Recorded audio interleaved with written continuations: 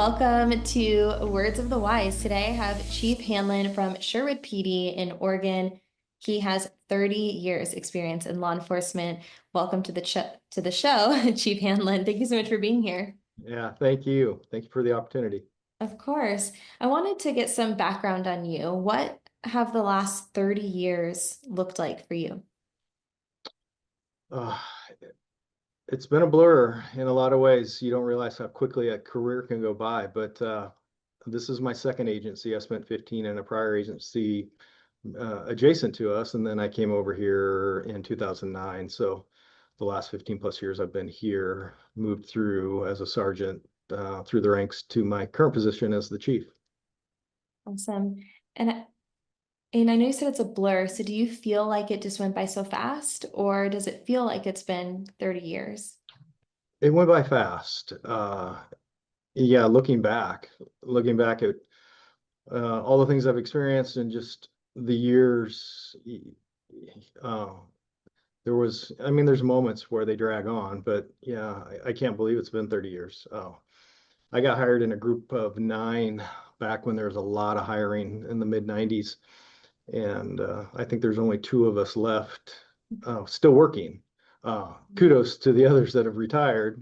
Yeah, obviously that's my end goal. I just keep hanging on. I really find it to be interesting because I do think that you're right. In some ways, life goes slow, but it also goes by really fast. And I had a moment recently too where I had this like moment where I was like, oh my gosh, my life is like halfway over. And that's like a weird thing when you're sitting there like looking at your life and you're like, it feels like it went by really fast. But then it also feels like it's been so long since, you know, I was a kid, so it's really interesting to kind of look back and reflect on your life and on your career. I really like to ask questions because we have a lot of younger officers who listen to this podcast, and I really like to ask questions in the context of leadership sometimes. And I really am curious to know what have maybe been some of the greatest lessons that you've learned over the last 30 years? Lessons. Gosh, there's a handful of them. I think probably the biggest lesson that I've taken out of this career is, well, a couple things. Number one, just our health and wellness. That's been a big platform for me for many years about taking care of people. And equally so, it's just we, for so long, have been attached, our identity's been attached to the badge Mm. in this career. And it's an honorable career, but there also needs to be that recognition and that separation that we actually have lives outside of our 10-hour shifts, our 40-hour weeks, and what that looks like, and making sure that that is healthy. Because for so long, and anybody that's been in this career for any amount of time will tell you how destructive it can be, especially 30 years ago when I got into it, there was just a different mindset of how you took care of yourself. And so that trajectory has changed a lot, and it's continuing to change. And I think it's the right thing for the future of law enforcement. Thank you. And there's a few things that you said in there that I definitely want to expand on throughout our conversation today. But one of them being that wellness is something that's really important to you. And I'm curious to know how this career has impacted your personal wellness. Yeah, personally, I think probably what catapulted it for me was, uh, shoot, it's been nearly 20 years. And I'd been involved in a series of shootings, and it took its toll on me in a way that I had a lot of questions. I was experiencing things that I just hadn't experienced, physical issues, sleeping issues, all these things that I just didn't have answers to. And so when I uh, went looking for answers, I realized that um, this was going to segregate me because that was not what we were to do. There, we were in a culture that you were basically just to suck it up and Mhm. deal with it. And in doing that, I realized that that just was not healthy for me. So when I went and sought counseling, y- I did, I was putting time out basically. There's no better way to put it. But what it did do for me is it taught me what I was dealing with. It identified what I was dealing with because there's nothing worse than the unknown. When Yeah. you're experiencing things, going through things, and you don't have answers, you're desperately looking for an answer. And once I found that answer, and they described it as PTSD at the time. I think they've changed the acronym now to PTSI. Mhm. Um, but once I understood it, once I learned about it, it was so much easier to uh, wrap my head around it and deal with it and address it. And as I said earlier, that's what catapulted me into there's got to be a better way of taking care of people, um, because I wasn't the first by any means, nor will I be the last. And if anything, if you do 25 or 30 years and you step out of this career, I want people to be as healthy as they can be, emotionally, physically, with their families, with their friends. And a lot of that just it starts in my chair. It starts with chiefs, sheriffs, leaders taking responsibility and finding ways to better officers and their lives. So that's been the drum I'm beating, and that will be the drum I beat until I'm out of here. I love it. And, I think that to your point of when you don't know what's happening, I think that you also have worst case scenario, right? You're always like, I think the mind always goes to like the worst case, right? And so if you can at least have answers as to what is going on and resources as to how you can, um, you know, I don't want to say heal, but how you can help yourself through that time, then you're no longer in this fear state of the what if, the unknown, the now we're like chat GBTing everything, but before it was like WebMDing everything, and that's never a good a good thing to do. But you said that you were put in timeout, and I'm curious to know like how did that feel? Like you already were not knowing what's going on, needing answers, maybe didn't have the support you needed, you're put in timeout. How did that feel? Uh, there's nothing worse than being separated from the team. Mhm. And it was hard. I mean, by the grace of God and my family, I was able to sustain that time, but it is definitely challenging, especially in this career, because you're looked at as um, somebody that has the answers, somebody that's not going to crack, somebody that is going to run into danger and not away from it. And so all of a sudden they pick you up and you almost are looked upon as damaged goods. And now they need to figure out what they're going to do with you.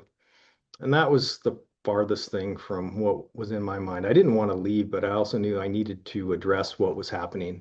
And you alluded to it a little earlier. I mean, having the tools Mhm. to address these things and work through them and better understand them is so powerful. It doesn't matter what setting you're in. If you have some tools and resources, people can be incredibly resourceful and resilient in their lives. And so uh, it was at a time, like I said, of a transition where there was just a different mindset.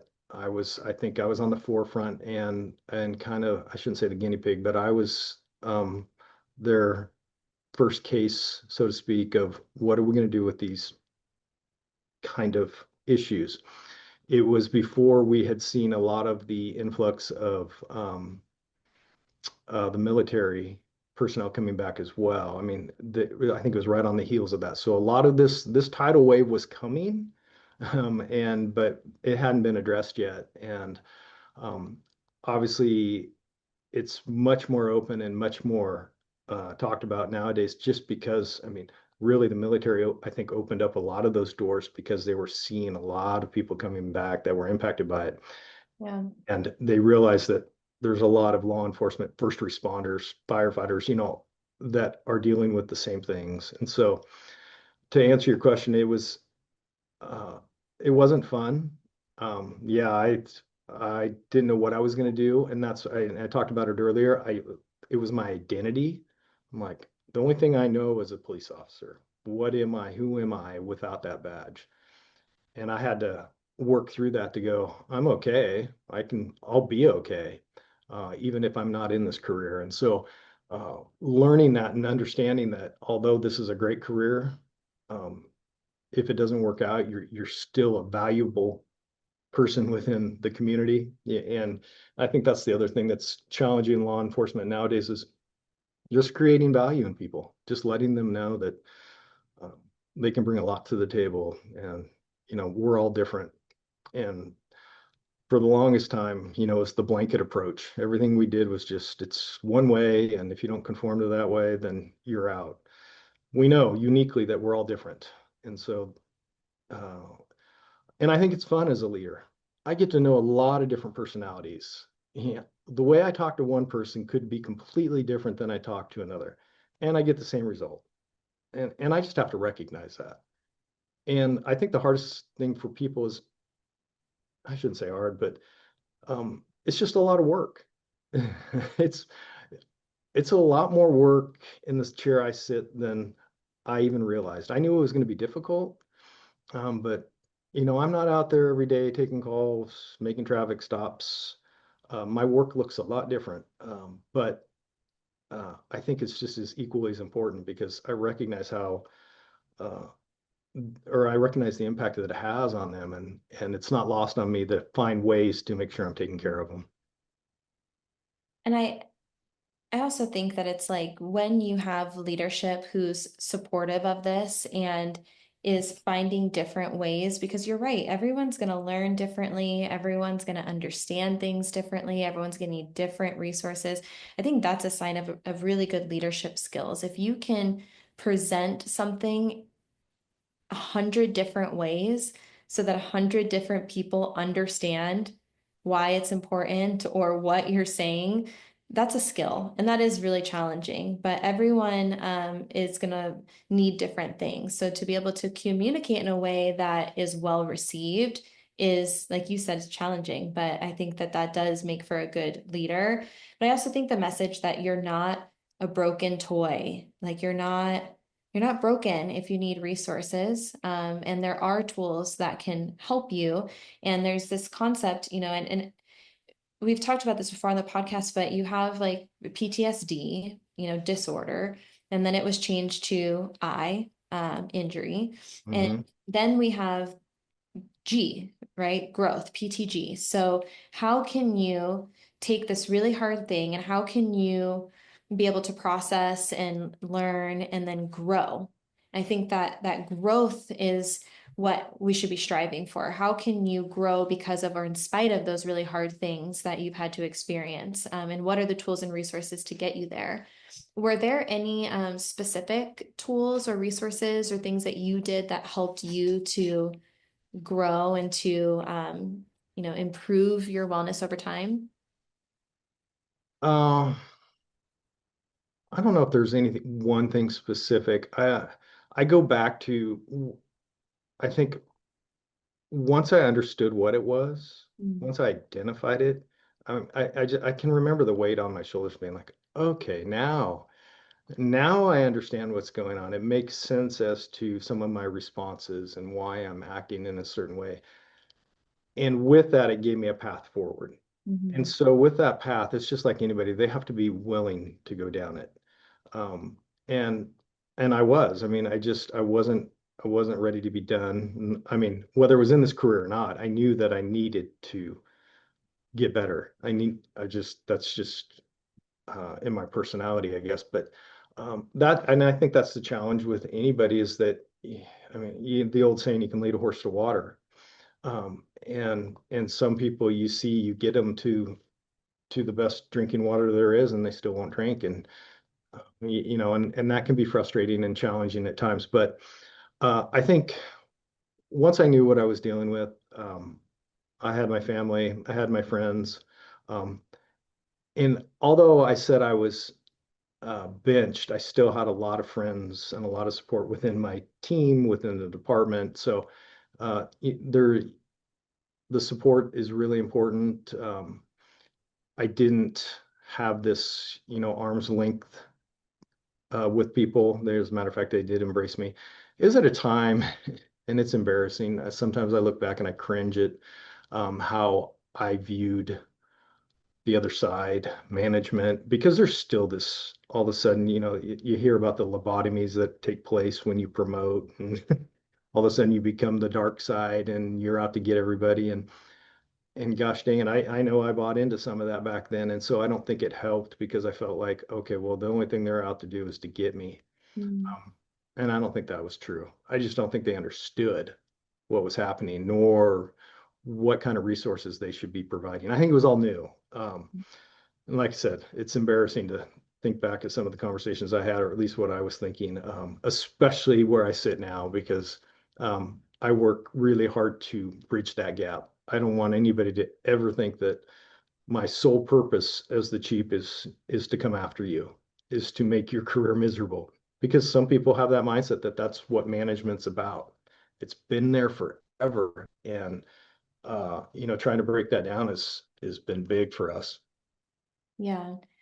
I think that no matter what it is in life, we're always going to have those moments where we look back and be like, dang, I can't believe I thought that or I did that, you know?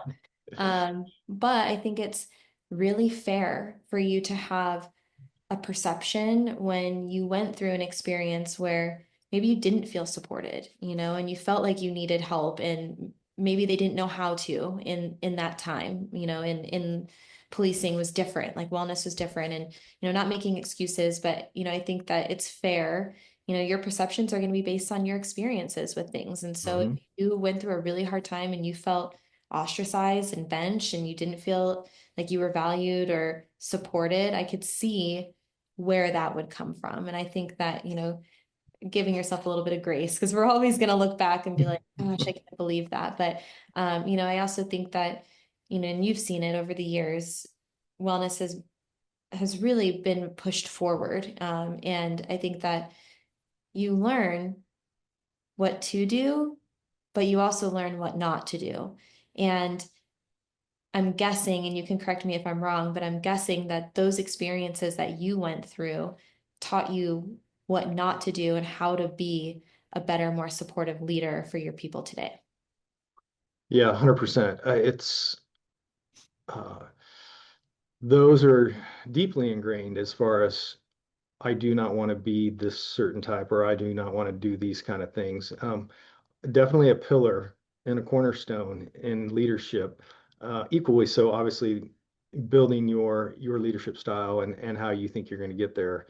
You know, I guess kind of balances it all out. But yeah, anytime I think about some of my failures, I do come back to, okay, I'm reminded of this is not who I am. This is not what I want to represent. And what is that course correction for me? So uh, those experiences is, although they suck at the time, I mean, we know that you come out better the other end. It's just you got to get there. Yeah. And that's always the challenge. I think you have to want to be better too. I think that there's a little bit of awareness that comes with it of like, man, like I don't want anyone like for you, I imagine you don't want anyone to ever feel that way, in your organization. And there's been times in my life too where, I've kind of doubted myself. I've thought to myself a few times with my past experiences, because I didn't have good role models or good examples in my life, that maybe I don't then have the skills to be able to do those things. Mhm. Even in like a simple sense. So like, I didn't have a mom in my life. She was a drug addict. And so I didn't have a good example as to what a mom was. And so I had convinced myself my entire life that that meant that I would be a terrible mom. I was like, I didn't have a good example and therefore I'm going to suck. And I think you could put that, in the context of leadership. Like you could have Mhm. easily said, well, I didn't really have good examples of leadership and therefore I can't be a good leader. But I think that actually the reverse is true because we had maybe examples of not the best way to do things that you learn so much to be better. And so that's why exactly now I don't have kids yet, but now I think that's exactly why I would be a good mom. I'd be a great mom because I know exactly how I don't want my kids to feel and I don't want them to experience those things. So I think that we can learn a lot from the challenging times and people in our lives. Yeah, you're spot on. 100%. It's a hurdle we all face at one time or another. And you're right. Failure is a big obstacle for all of us. And it can be it, it can be really detrimental to our growth. Uh, and that's one thing that I've fought through my entire career is failure. I did not want to fail. And when I faced failure, or what I perceived was failure back then, it was definitely a challenge. Um, and you're spot on. I don't ever want anybody to feel like that here in this organization, let alone anywhere. I mean, we have a lot of influence where I work in a metropolitan area. Uh, we're the Chiefs. We meet a lot. We're connected, by literally a road. It divides the cities, and so we engage with one another all the time, and we talk about programs. And so it is really kind of cool to have that momentum of all of the Chiefs stepping up and gravitating towards this wellness component. So Mm. um, somebody here is going to be able to look in another agency next door and go, hey, they're taking care of their people as well, and or the neighbor to the left. It's kind of nice to see we're not just the standalone island. Granted, I'll say that we're probably the most progressive, but I think uh, I think it's cool because it's motivating others to step up. Well, and here's the thing. I think, it's so much harder to be positive and to make more like positive strides forward. It's easier to be negative and to not take action and to like stay in that space. And so to have a group of people who are like really pushing things forward in a positive way, it takes effort, Mhm. but that is contagious and there is a ripple effect to that. And so I'm so glad that you guys are using each other's support systems. And I can tell there's a little competitiveness in there for you to say like, well, we're the most, progressive. I did want to ask you, what would you say to a young officer or, someone within an organization, and it doesn't have to be yours, but just anyone who might be listening who is maybe afraid to raise their hand and say that they need resources? What advice would you give to them? Uh, well, I'd say you're in the wrong organization. You need to come work at mine. Um, uh, That was perfect. That was a great. um, um, quite honestly, that should never be a question in today's law enforcement communities. I think if agencies are still there, they got some work to do. But uh, yeah, I mean, if somebody's not raising their hand in this department, I'm going to question why, because I see what happens. I see the impact. I see the calls. I'm going to be wondering why they're not asking for some help through peer support or through our therapy program or whatever it might be. But for an officer, yeah, I mean, they need to know that their health and wellness is the number one priority, and um, and they can't lose sight of that. They can't. And I'm going to go back to what I started about from is the identity of this career and being a police officer. You can't get lost behind that badge. Mhm. Um, it's you've got to take care of yourself, and raising your hand, even though you might be embarrassed, and we've seen this time and time again, might just stir up enough courage to the person next to them to raise their hand. And you just never know. You never know who you're going to impact. We talk about that. I know that in my own careers, is you wonder who you had a positive impact in your career because you just never know. You swoop in the worst times of their lives. Nobody's calling you for cookies. They're calling you because it's probably the worst day of their life. And you come in, you spend, whatever time that is with them, and then you're out and you're on to the next one. And you just have no idea if any words that you spoke to them had an impact or things that you did were able to redirect their lives. Mhm. And so you always wonder. And I can tell you, um, there was a particular individual that I must have arrested 3, 4 times, literally chased him around, took him to jail. Um, Probably 15 years later, I ran into him. and he had never forgotten how I treated him. Mm, He he he had talked about, he openly admitted he was making bad decisions, yeah. and rightfully so. He needed to go to jail every time that I dealt with him. But the one thing that he always appreciated is that I treated him like a human. Uh, and that was kind of my other mantra. I mean, I get it. People are going to do bad things. People are going to make me angry with the things they do. But at the end of the day, I'm going to still treat them with dignity and respect. And yeah, and I see him still every once in a while to today. And it's kind of fun to have a conversation with somebody like that. And I've seen the flip flop of, a victim of some cases where um, they were able to move on and better their lives. And I didn't really do anything necessarily. I mean, I did my job, but it was just the way I treated them that made that impact with them. So um, I say that because, that officer that just doesn't know, is just on the fence, is afraid, is ashamed. Those are the hurdles we got to get over. Though you just got to raise your hand. You got to sometimes you have to be the first. Sometimes you have to be the trailblazer. If you're in an agency where that is just like foreign language, somebody's got to be the trailblazer there. Somebody has to step up and say, I want to be better. I want us to be better. And as I alluded to, gosh, and you've seen it in groups, you've seen it in settings where that first hand goes up and all of a sudden the second hand, third hand, and you're like, okay. Yeah, So that would be my message. I love it. And something popped up in my head when you were talking, and I don't know if you meant it this way, but I want to pose a question for you and for anyone who's listening. What do you think of when you hear the word courage? Like, do you think that the word courage means that you're strong, or do you think that it means that you're weak?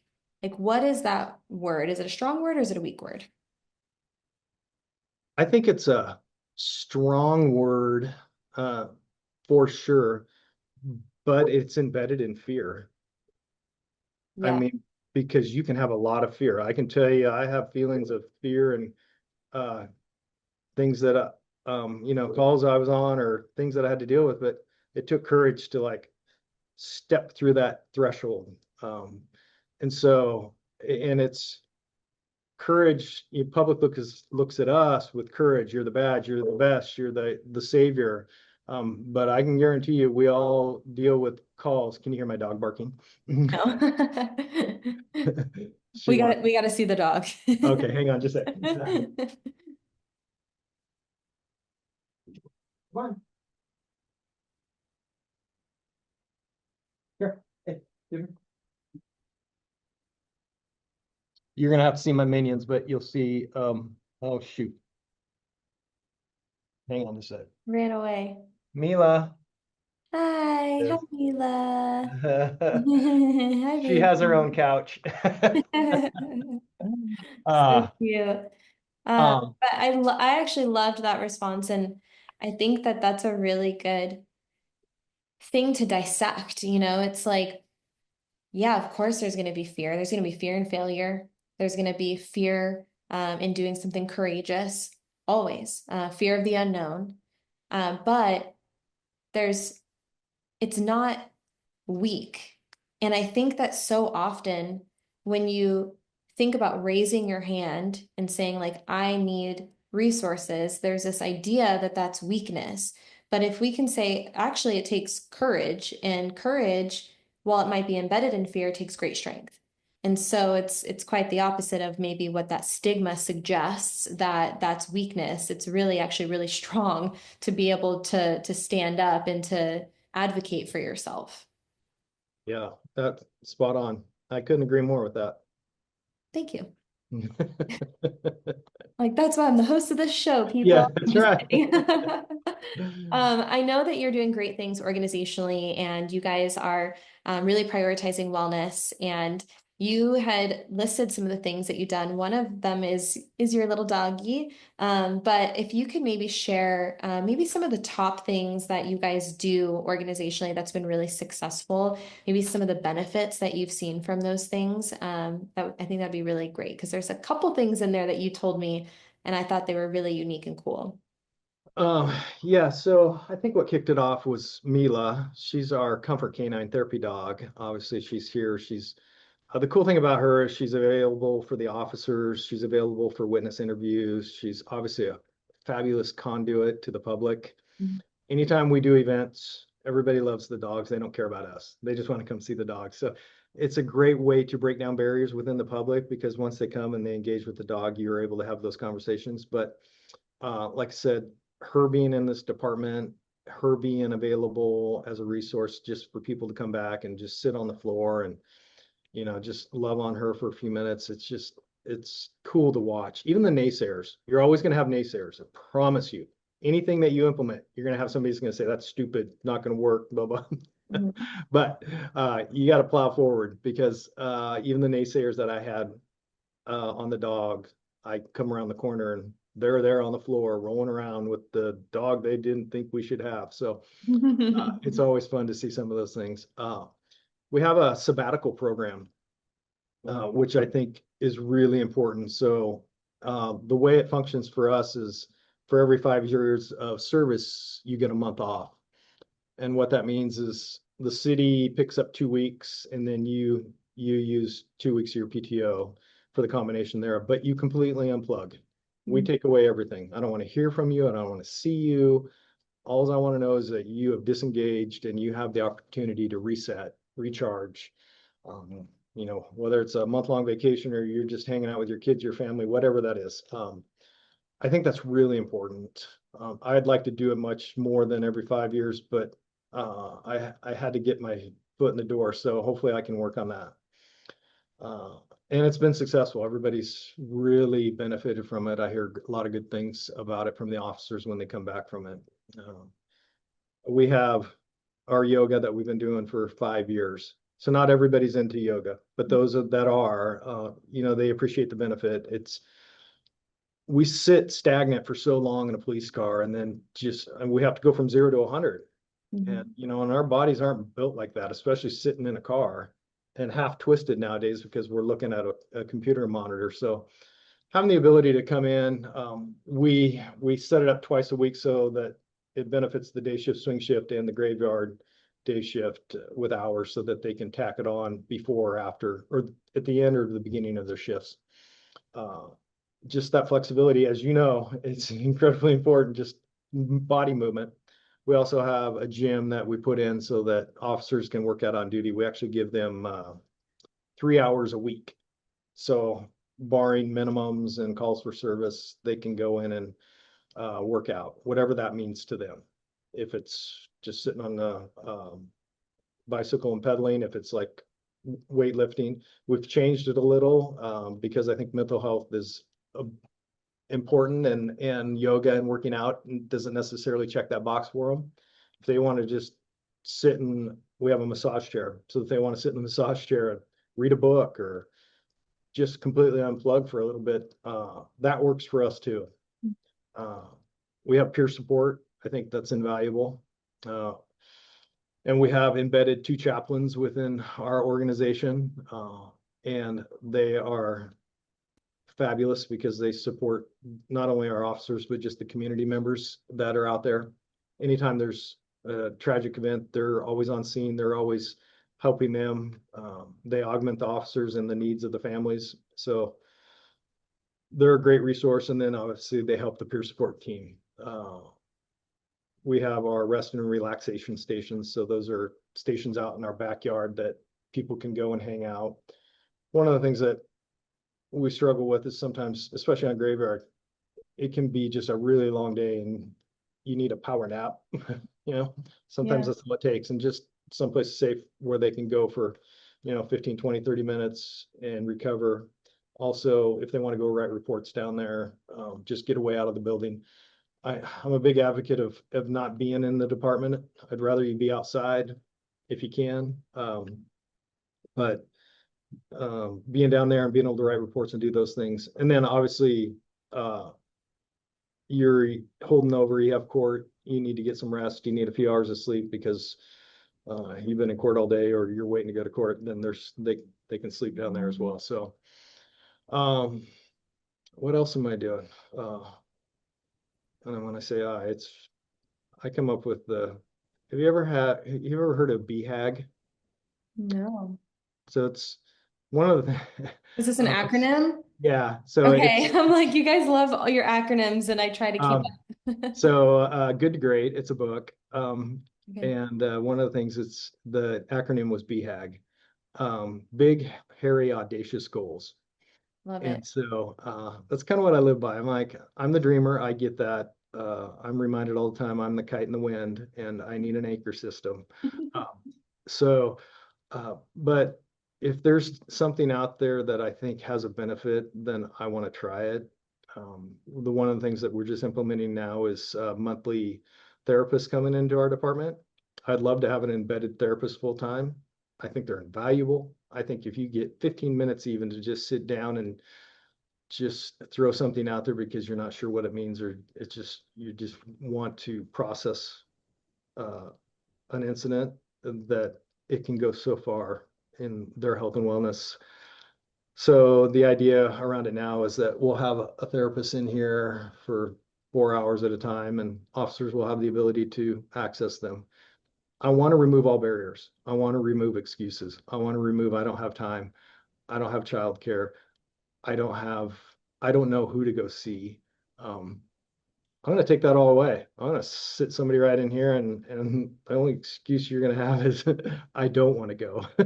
So, and it goes back to what you said earlier. I don't think that is the environment here. I think we've really done a good job of, no, it's good. It's healthy. Um, we want to talk about these things. We want to work through, and we want to be better. And there's nothing wrong with talking about it.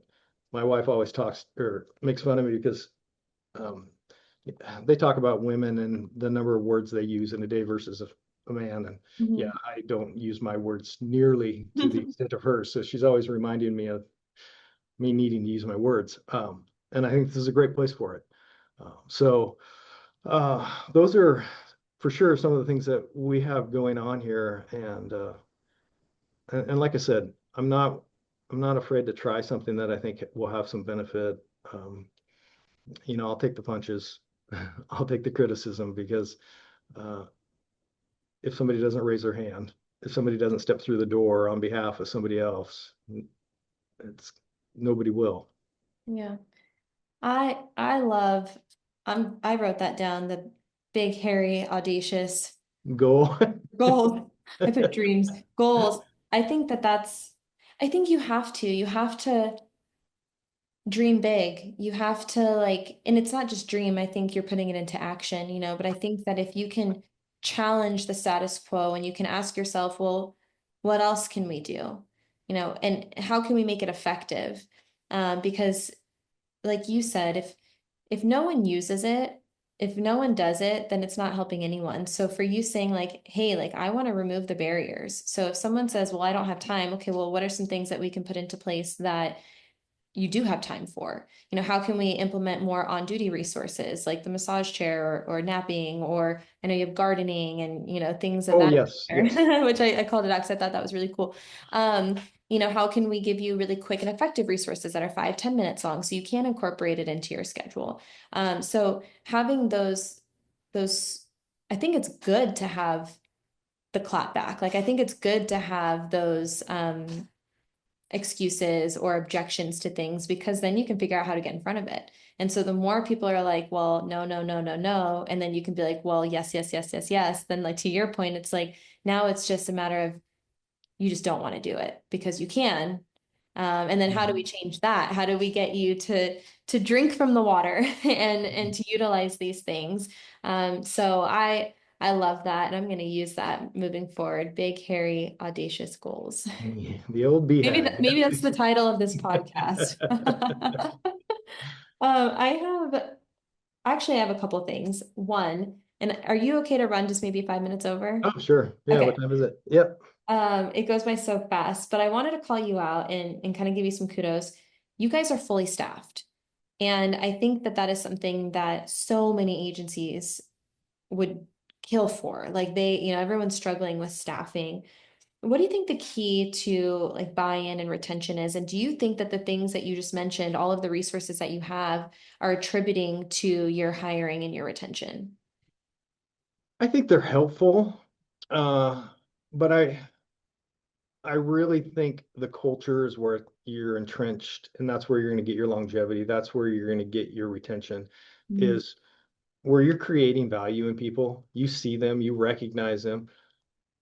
I feel like I fail every day, because, and I say that because I think I do when I miss things, when I felt like I had an opportunity to acknowledge something, recognize something, and I didn't because I was in a hurry. I was running out to a meeting or doing this. And um, because sometimes it's just the simplest things that people want to hear that reminds them that, especially in my position, they want to be seen and they want to be heard.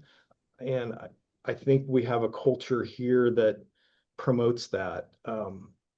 I I really kind of believe in a flat based hierarchy, although we have a chain of command. It's just I'm not untouchable. Mm. As a matter of fact, I know I frustrate probably some of my other command staff because I might be more approachable than they like in the sense of, going around people. So there's pluses and minuses to it because sometimes people just like to go right to the chief. But there, there is this importance of creating that value in people and recognizing them for who they are. Now I have the sabbaticals. Now I have the workout. Yeah, those are great. I think those are kind of the, you know, that will really kind of seal the deal and where they come. And Top. yeah, I mean, and there's nothing better. And I'm sorry for the agencies that I've taken these people from, but when I get 7 year plus cops coming over, makes me feel really good about what we're doing because if you know about seniority and everything, I mean, 7 years, you're in a good place with shifts and PTO accruals and opportunities to kind of jump ship and in a lot of ways have to start all over again, uh, because they see the value and the direction that a department's going. It makes you feel good. And I will tell you, it is not me. It's the people that really, I mean, the sergeants and the supervisors that are really bought into, I guess, my vision, because they're the ones that are interacting day in and day out, Right. with them. But they've done a great job of carrying the torch. They believe in what I want to do, and so it makes my job a lot easier. And so I think it's a combination of things, because I mean, I'm sure you've heard a story after story where there's just things have gone awry within an organization. And I'm not saying that we're immune from that by any means, but I think, and I talked about it earlier, it's just working really hard to cut those things off and to address them. Um, so I think that has helped in our retention and our hiring because I came from a much larger organization and I came here and this used to just be a stepping stone organization. What I mean by that is just someplace to get hired, just to get in, just to get through the academy. Because in Oregon, you can't go to the academy until you're hired. So you got to get hired on with an organization, go to the academy, and then from there you're you'd be considered a lateral because you've been through the academy, and then you can go to all the other agencies around here. Mm. And I compete with a lot. I mean, I compete with the big organizations that are around me all the time that offer you know, more opportunity because they're just bigger, more detective units, more canine opportunities, whatever the case may be. So, uh, yeah, I feel fortunate that we stay fully staffed in that sense. So, Amazing. Yeah.